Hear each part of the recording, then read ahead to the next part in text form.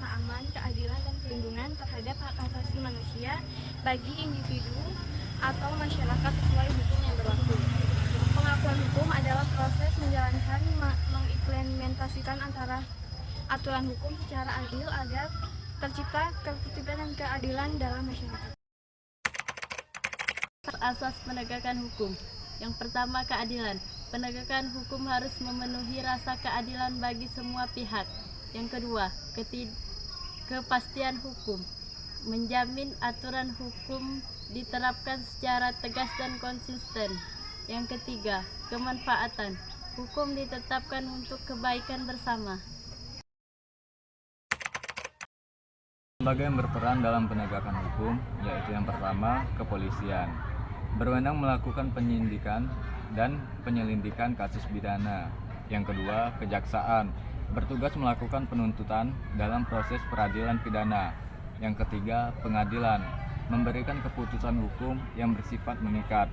Yang keempat, Komisi Pemberantasan Korupsi (KPK). Fokus pada pemberantasan tindak pidana korupsi. Yang kelima, Ombudsman RI. Menangani pelanggaran administrasi oleh penyelenggara negara. Perlindungan hukum. 1. Perlindungan hukum preventif. Upaya untuk mencegah terjadinya pelanggaran hukum. Contoh, sosialisasi hukum, penerapan aturan ketat. 2. Perlindungan hukum represif. Penanganan setelah pelanggaran terjadi seperti pemberian sanksi hukum. Dalam penegakan hukum di Indonesia, korupsi yang merusak integritas sistem hukum, lemahnya hukum terhadap pelaku kejahatan besar, tidak samaan hukum diskriminasi, kurangnya kesadaran hukum di masyarakat. A few moments later. Nah, ada upaya meningkatkan penegakan hukum di Indonesia.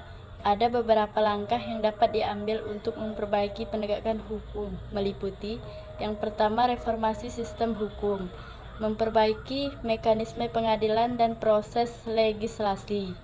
Yang kedua, peningkatan integritas aparat hukum, memberantas korupsi, dilarang penegak hukum. Yang ketiga, ada edukasi masyarakat, memberikan pemahaman hukum kepada masyarakat agar lebih sadar akan hak dan kewajibannya.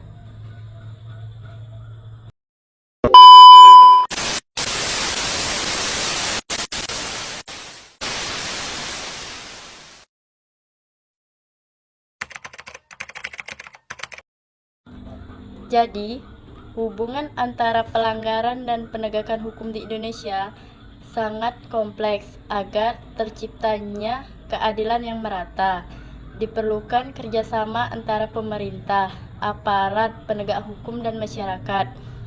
Dengan reformasi yang berkelanjutan, penegak hukum di Indonesia diharapkan dapat menjadi lebih baik, adil, dan terpercaya.